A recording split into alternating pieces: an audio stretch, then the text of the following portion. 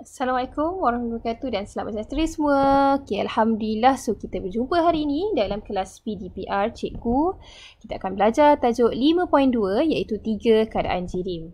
Untuk hari ini, kita akan kupas tajuk apa objektif pembelajaran yang kita akan belajar. Yang pertama, kita nak tahu jirim ni sebenarnya terdiri daripada zarah.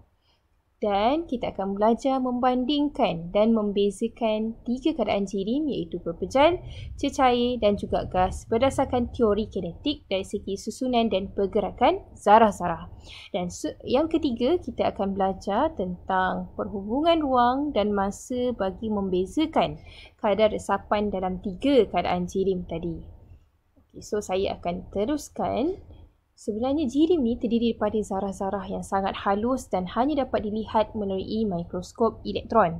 So kita tak boleh nampak dengan mata kasar. Tapi sebenarnya apa jirim yang berpejal, cecair dan gas, dia terdiri daripada benda hidup, dan benda bukan hidup yang di dunia ni adalah terdiri daripada zarah-zarah yang sangat halus. Okay, zarah-zarah jirim ni bergerak secara rawak. Dan zarah-zarah ni tadi adalah sangat kecil dan diskret. Dia sentiasa bergerak pada semua arah. Diskret tu maksudnya adalah berasingan. Satu zarah kecil tadi kita panggil adalah atom. Jadi atom ni adalah unit asas bagi jirim. Okey, kita tengok satu contoh.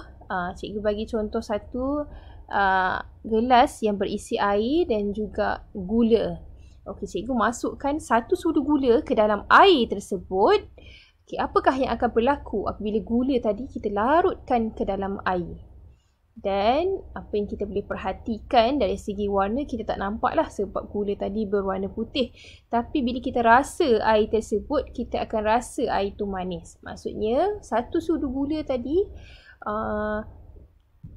gula tadi telah melarut ke dalam air itu, telah disebarkan ke semua arah dan air tadi berasa manis. Okey, kita tengok contoh yang kedua yang kita boleh nampak dengan lebih jelas tentang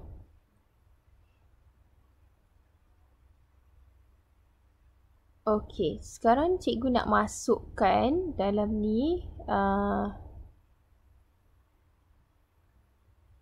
okey, cikgu nak masukkan potasium manganat. Okey, bila cikgu masukkan potasium manganat ke dalam air tersebut, dia akan menjadi warna ungu. Okey, jadi cikgu hanya ambil satu sudu spatula, sudu kecil sahaja, masukkan ke dalam air dan ia bertukar menjadi ungu. Dan cuba kalau cikgu ambil sedikit air tadi, cikgu masukkan, larutkan ke dalam air yang lain, lebih banyak air, so dia akan bertukar menjadi berwarna. Okey, kita akan tengok perubahan warna tadi. Cikgu ambil sikit kan, 10 ml, so dia akan bertukar menjadi semakin pudar, light purple. So bila cikgu masukkan lagi ke dalam air, so kita akan nampak warna ungu tadi semakin pudar dan jangan bertukar menjadi warna dia sikit-sikit macam warna pink lah. Jadi sama juga kaedah ni kalau kita terus gunakan, larutkan tadi satu sudu potasium manganat tadi ke dalam jumlah isi padu air yang lebih besar. Jadi nak katakan satu sudu potasium manganat tadi boleh disebarkan ke dalam jumlah isi padu air yang banyak. Jadi bukti ni kita boleh tengok perubahan warna tersebut. Okey, jadi kita boleh buat kesimpulan dekat sini bahawa potasium manganat tadi mengandungi satu sudu potasium manganat tadi mengandungi mungkin million zarah-zarah yang terkandung di dalamnya, yang sangat halus. Okey, so kita akan sambung pada cikgu punya slide tadi.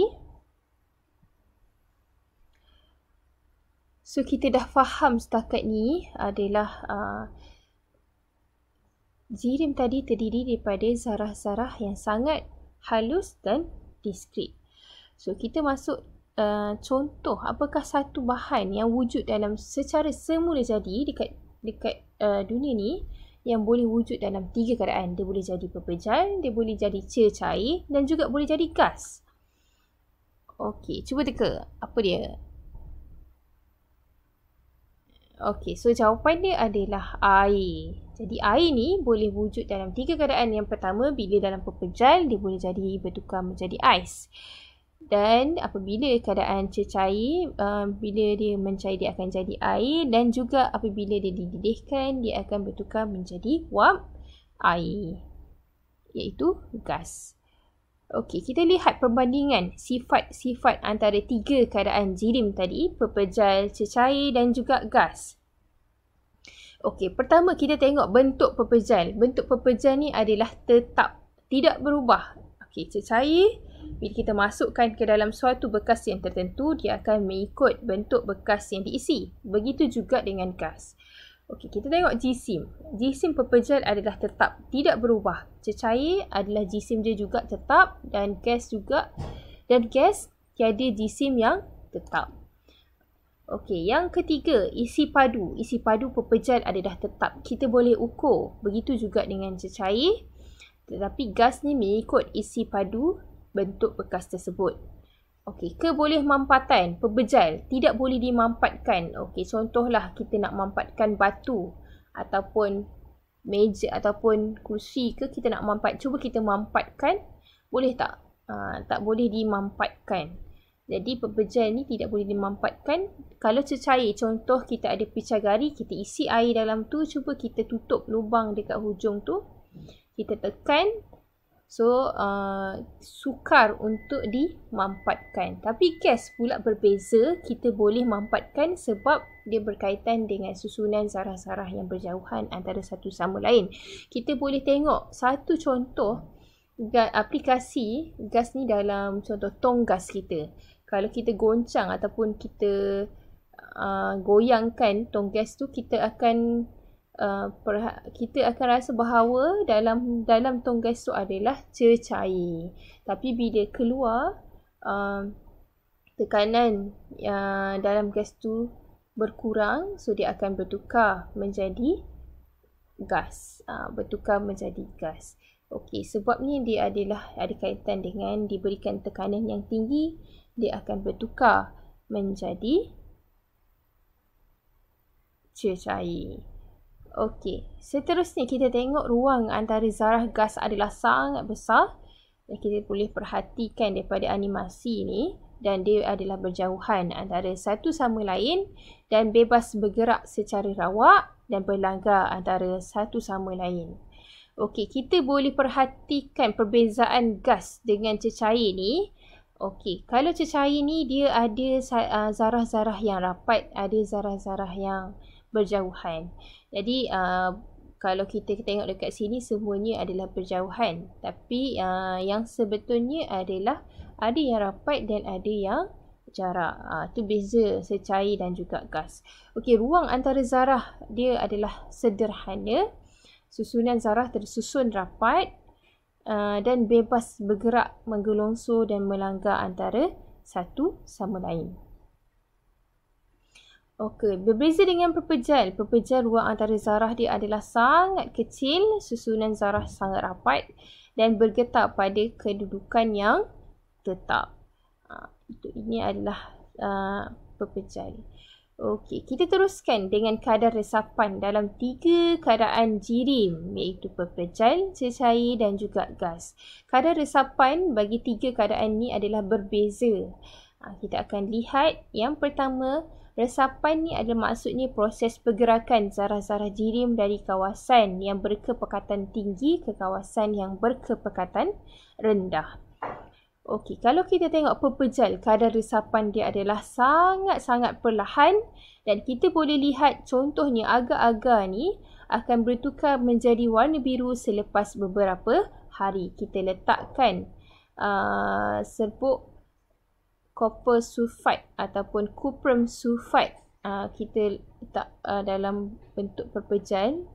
Cuprum sulfate tadi kita masukkan ke dalam agar-agar, kita boleh lihat perubahan warna. Dia akan meresap secara perlahan kepada seluruh permukaan selama beberapa hari. Okey, kececair pula kita boleh tengok potasium manganat tadi kita masukkan ke dalam air. So kita boleh lihat air bertukar menjadi warna ungu tanpa kita kacau, dia akan bertukar selepas 2 jam. Okey, lebih cepat daripada pepejal tadi iaitu mengambil berapa hari kan untuk dia tersebar. Dan seterusnya adalah gas. Gas adalah paling tinggi kadar resapan dia. Sebab warna coklat gas bromin ni, kita tengok gas bromin, dia tangkupkan. So, kita akan nampak perubahan dia selepas beberapa minit. So, kadar resapan gas adalah lebih cepat. Jadi, kalau kita tengok aplikasi dalam kehidupan kita, cikgu ambil contoh yang paling senang, yang paling mudah kita nak faham. Contoh mak kita masak dekat dapur, kita duduk dekat depan, kita boleh bau. Tanpa kita pergi pun dekat mak kita kan.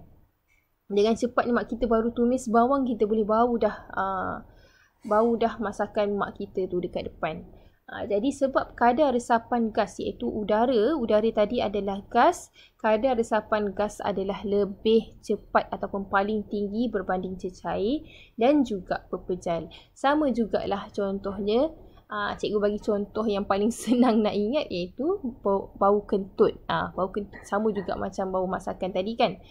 Zarah-zarah kentut kita tadi telah meresap ke dalam udara dengan lebih cepat sebab udara itu adalah gas.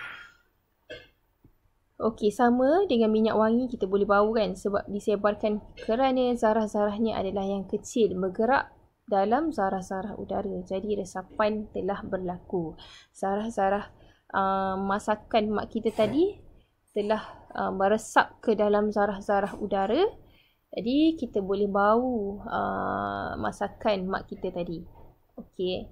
So itu sahaja untuk topik 5.2. Kita akan sambung lagi topik 5.2 selepas ni. Okey, setakat itu saja. Terima kasih. Assalamualaikum dan selamat sejahtera.